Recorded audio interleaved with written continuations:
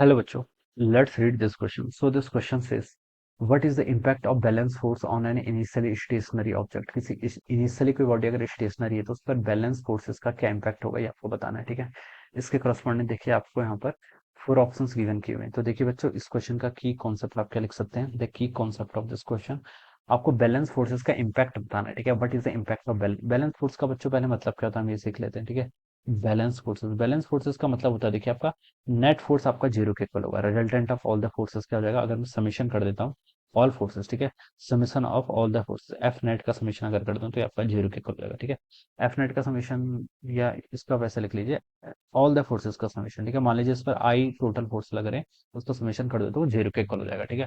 तो ये आपका बैलेंस फोर्सेस हो जाता है, ठीक है। जैसे आपका कोई ऑब्जेक्ट है, ठीक है, ये आपका कोई ऑब्जेक्ट है, एक फोर्स रखे आपका इस डायरेक्शन में लग रहा है, मान लीजिए कोई F1 फोर्स ऐसे लग रहा है, कोई फोर्स आपको यहाँ पर से F2 ऐसे लग रहा है, ठीक है, दिस इज F2 फोर्स, ठीक है। तो ये दोनों फोर्सेस का कोई इफेक्ट नहीं आ रहा होगा। इफेक्ट मतलब देखिए, जो इन दोनों फोर्सेस का अगर मैं रिजल्टेंट फाइंड आउट करूँ F1 प्लस F2, तो ये आपका जीरो के इक्वल आना चाहिए, ठीक है। F1 प्लस F2 क्या जीरो के इक्वल आना चाहिए। तब मैं बोलूंगा कि ये कैसे फोर्सेस हैं, आपके बैलेंस फोर्सेस, यानी एक दूसरे के इफेक्ट को क्या कर रहे हैं, बैलेंस कर रहे हैं, ठीक है। जैसे F1 मान लीजिए 5 न्यूटन एक्ट कर रहा है बैकवर्ड डायरेक्शन में, तो F2 आपका 5 न्यूटन ही होगा किस डायरेक्शन में, फॉरवर्ड डायरेक्शन में। ये एक लेम सा एग्जांपल है, बट इस तरीके से हम इसको एक्सप्लेन कर सकते हैं, ऑलराइट। तो अब देखिए बच्चों, what is the impact of balance forces on an initial stationary object, ठीक है। तो देखिए बैलेंस फोर्स का मतलब नेट फोर्स आपका सिस्टम पर कितना एक्ट कर रहा है, जीरो, ठीक है। और न्यूटन सेकंड ऑफ मोशन से बता सकता हूँ कि एफ नेट किसके इक्वल होता है, आपका डीपी बाई डी टी के इक्वल, ठीक है। तो बच्चों यहाँ से डीपी बाई डी टी कितना जीरो होगा। तो इसका मतलब क्या, मोमेंटम बच्चों आपका क्या है, कांस्टेंट है। मोमेंटम कांस्टेंट होने का क्या मतलब है, मोमेंटम कांस्टेंट होने का मतलब ये होता है कि अगर कोई बॉडी आपकी किसी वेलोसिटी से मूव कर रही है तो वो उस सेम वेलोसिटी से मूव करेगी, ठीक है, कांस्टेंट वेलोसिटी से मूव करेगी। या फिर कोई बॉडी अगर आपकी रेस्ट पर है तो वो कंटिन्यूअसली रेस्ट पर ही रहेगी, ठीक है। ये न्यूटन्स, यहाँ से हम बता सकते हैं कि this is an special case. किसका स्पेशल केस है, आपके Newton's first law of motion का, ठीक है। अगर आपका मोमेंटम क्या है, जीरो कांस्टेंट हो गया, ठीक है, तो यह ऐसे हम बता सकते हैं। तो यहाँ पर देखिए हमसे बोल रखा है what is the impact of balance forces on an initially stationary object. कोई बॉडी इनिशियली स्टेशनरी थी और उस पर आपका क्या लग रहा है, बैलेंस फोर्स, यानी कि नेट फोर्स आपका जीरो लग रहा है।